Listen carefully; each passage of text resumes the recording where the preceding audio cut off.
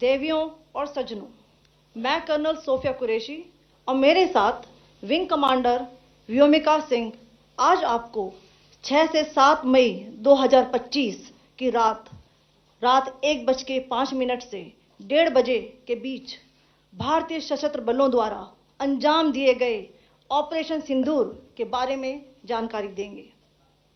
Operation सिंदूर 22 अप्रैल को पहलगाम में हुए विभत्स आतंकवादी हमले के शिकार मासूम नागरिकों व उनके परिवारों को न्याय देने के लिए लॉन्च किया गया था।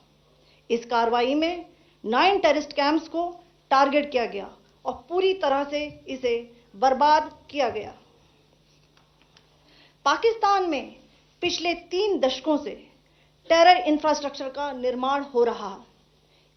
इसमें recruitment, indoctrination centres, training areas व लॉन्च पैड शामिल थे, जो पाकिस्तान और पाक अधिकृत जम्मू कश्मीर POJK दोनों में फैले हैं।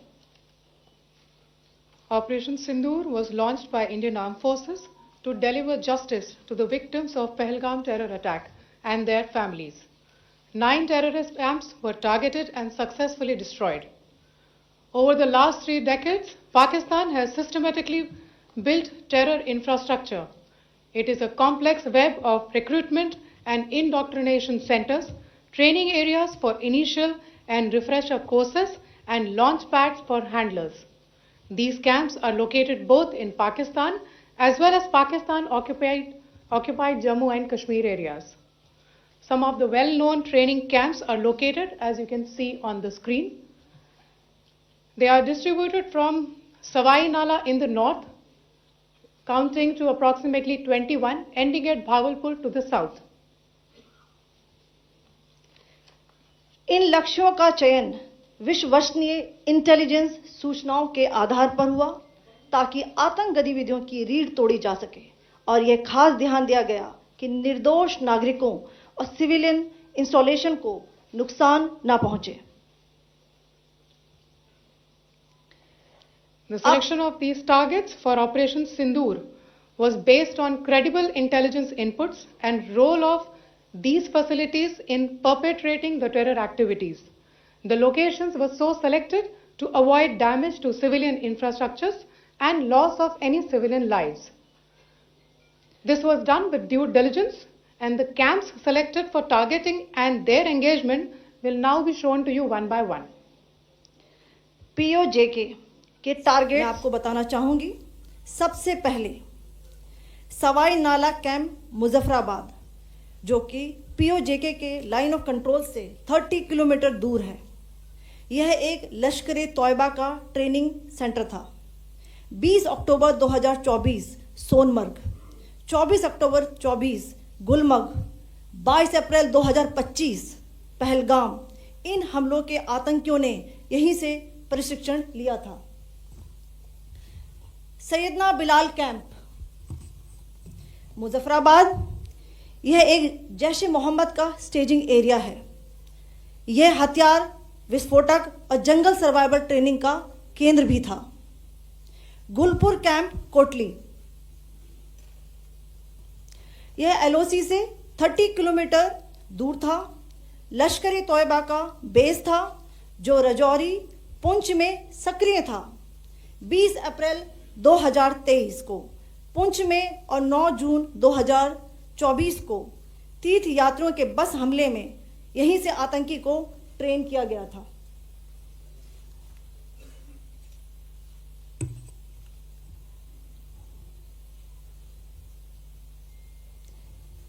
बरनाला कैंप बिंबर, यह LOC से 9 किलोमीटर दूर है।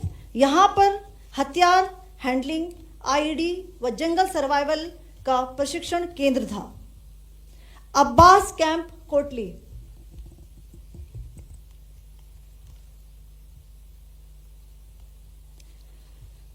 यह LOC से 13 किलोमीटर दूर है। लश्कर ए तौयबा का फिदाइन यहां तैयार होता था। इसकी कैपेसिटी 15 टेररिस्ट को ट्रेन करने की थी।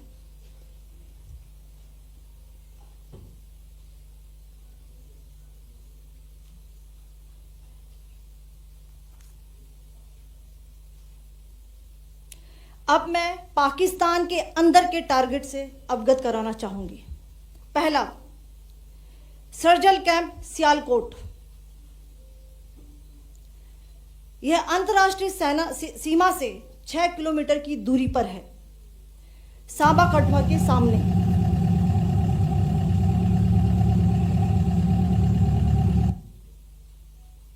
मार्च 2025 में जम्मू एंड कश्मीर पुलिस के 4 जवानों की जो हत्या की गई थी, उन आतंकवादियों को इसी जगह पर ट्रेन किया गया था। दूसरा, महमूना जाया कैंप सियालकोट। यह 18 से 12 किलोमीटर आईबी से दूर था। हिजबुल मुजाहिदीन का बहुत बड़ा कैंप था। यह कठुआ जम्मू क्षेत्र में आतंक फैलाने का नियंत्रण केंद्र था। पठानकोट एयरफोर्स बेस पर किया गया हमला भी इसी कैंप से प्लान और डायरेक्ट किया गया था। मरकज ताइबा मुरीद के, यह आईबी से 18 से 25 किलोमीटर दूरी पर है। 2008 के मुंबई हमले के आतंकी भी यहीं से प्रशिक्षित हुए थे। अजमल कसब व डेविड हेडली भी यहां ट्रेन हुए थे।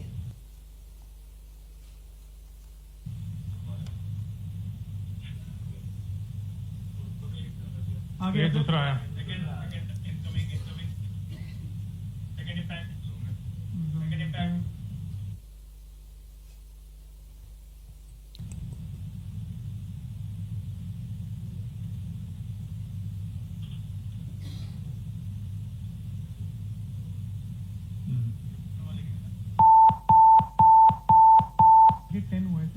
टारगेट 10 हुआ, एंक्लोजर सेम ही है। 7 it is hit the target. हाँ हाँ।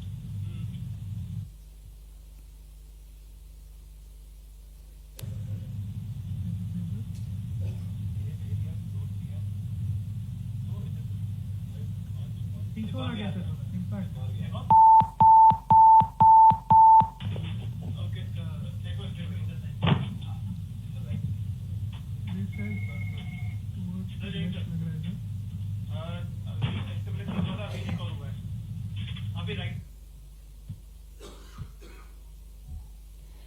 मरकज सुभान अल्लाह भावलपुर, यह इंटरनेशनल बाउंड्री से 100 किलोमीटर दूर है। जैश ए मोहम्मद का मुख्यालय था। यहाँ पर रिक्रूटमेंट, ट्रेनिंग व इंडॉक्ट्रिनेशन का केंद्र भी था। शीर्ष आतंकी अक्सर यहाँ आते थे। मैं आप सबको बताना चाहती हूँ कि किसी भी सैन्य ठिकाने का निशाना नहीं बनाया गया और अभी तक किसी तरह की नागरिक क्षति की रिपोर्ट नहीं है। धन्यवाद। जय Hind. The strike on the terror camps were undertaken through precision capability, as shown to you. A niche technology weapons with careful selection of warheads was ensured so that there will be no collateral damage. The point of impact in each of the target was a specific building or a group of buildings. All the targets were neutralized with clinical efficiency, and the results reiterate the professionalism of the Indian Armed Forces in the planning and execution of their operations. No military establishments were targeted. India has demonstrated considerable restraint in its response. However, it must be said that the Indian Armed Forces are fully prepared to respond to Pakistani misadventures, if any, that will escalate this situation. Jai Hind, and thank you very much.